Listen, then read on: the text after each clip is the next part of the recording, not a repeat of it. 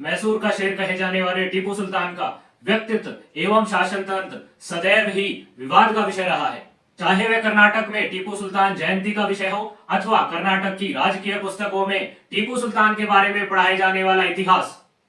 एक पक्ष यह दावा करता है कि टीपू सुल्तान अत्यंत ही सहिष्णु शासक थे।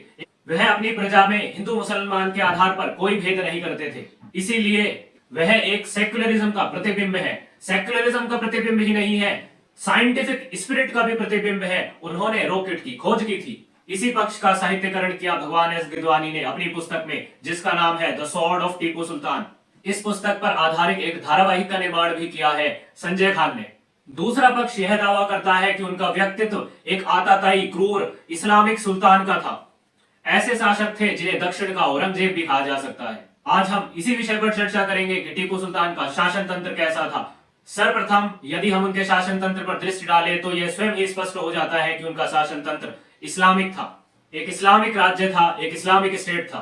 उन्होंने अपने राज्य का नाम दिया था सल्तनते खुदादाद, जिसकी सरकार को वह कहते थे खुदादाद सरकार। उनकी सेना का नाम था लश्कर-ए मुजाहिदीन। उनके राज्य की जो एडमिनिस्ट्रेटिव यूनिट्स थी, सूबेदारी, अमलदारी केवल और केवल मुस्लिम के पास ही होती थी। ना कोई सूबेदार हिंदू था, ना कोई अमलदार हिंदू था। मैसूर का शेर कहे जाने वाले टीपू सुल्तान ने इन अमलदारी सूबेदारियों के नाम भी परिवर्तित कर दिए। एक भी अमलदारी सूबेदारी का नाम हिंदू नहीं रहा, समस्त नाम इस्लामिक हो गए। मैसूर नजरबाद हो गया, मैंगलोर जलालाबाद हो गया, कैलीकट इस्लामाबाद हो गया।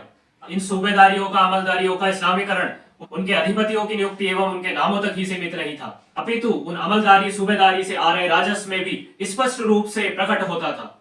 एम.एच. गोपाल अपनी पुस्तक Tipu Sultan Mysore an economic study में यह स्पष्ट करते हैं कि टीपू सुल्तान के सल्तनत खुदादाद में किसी मुसलमान को अपने निवास स्थान पर कर देने की आवश्यकता नहीं थी।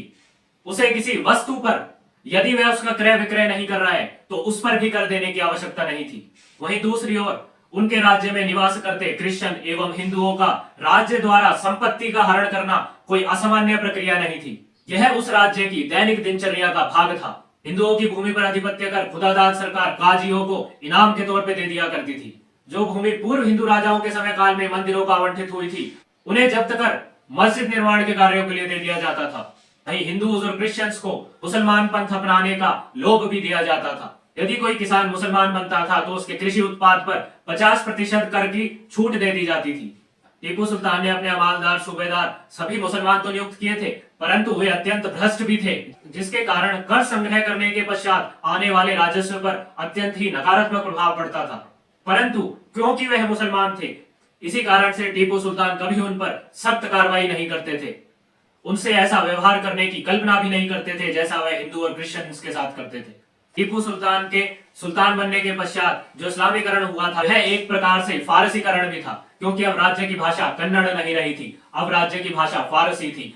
राज्य की महत्वपूर्ण क्रियाओं के संबंध में समस्त लेखा जोखा जो होता था वह फारसी में होता था, कन्नड़ में नहीं। समय एवं दूरी के मापदंडों का भी अब इस्लामीकरण हो चुका था। सल्तनत खुदादाद में एक नया कैलेंडर भी घोषित हो गया था, जो हिजरी कैलेंडर भी नहीं था। वह कैलेंडर प्रारंभ होता था प्रॉफिट मोहम्मद के जन्म से।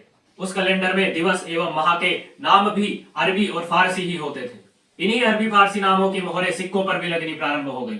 विजयनगर साम्राज्य में जो स्वर्ण का सिक्का होता था उसे वाहरा एवं पगोड़ा कहते थे। टीपू सुल्तान के सुल्तान बनने से पूर्व पगोड़े सिक्के ही सर्वाधिक प्रचलन में थे। खुदादाद सरकार के काल में उनका नाम अहमदी था। सादिक नाम के नए सिक्के भी प्रचलन में आए, जिनका मूल्य 2 पगोड़ा था। ऐसे ही कम मूल्य के अन्य सिक्के भी राज्य द्वारा जारी किए गए, जिनका नाम जहरा, ओस्मानी आदि था। अपने पिता हैदर के नाम पर हैदर नाम का एक सिक्का भी जारी किया गया। इन समस्त सिक्कों पर टीपू सुल्तान स्वयं को किस रूप में परिभाषित करते थे? फारूकी, जफर, इमानी, यह वो शब्दावली थी जो टीपू सुल्तान के लिए प्रयोग की जाती थी सिक्कों पर। जब वह दस्तावेजों पर हस्ताक्षर करते थे तो अपने नाम के साथ नबी मालिक नाम का भी उपयोग करते थे। वैसे भी यह स्पष्ट ही था कि उनके राज्य का नबी, प्रोफेट, पैगंबर ही मालिक है। इन तथ्यों का अवलोकन करने के पश्चात यह तो स्पष्ट हो जाता है कि टीपू सुल्तान का जो राज्य था उसकी शासन प्रणाली एक इस्लामिक राज्य की थी, वह एक इस्लामिक स्टेट था। इन तथ्यों को अपने तक ही सीमित न रखें, अपने परिवारजनों, बंधु बांधव तक भी इन्हें पहुंचाएं। टीपू सुल्तान के बारे में आपका क्या ओपिनियन है, आप कमेंट करके मुझे बताएं। यदि आप चाहते हैं कि मैं इसी प्रकार के वैचारिक मंथन करने वाली वीडियो बनाता रहूं तो सब्सक्राइब अवश्य करें।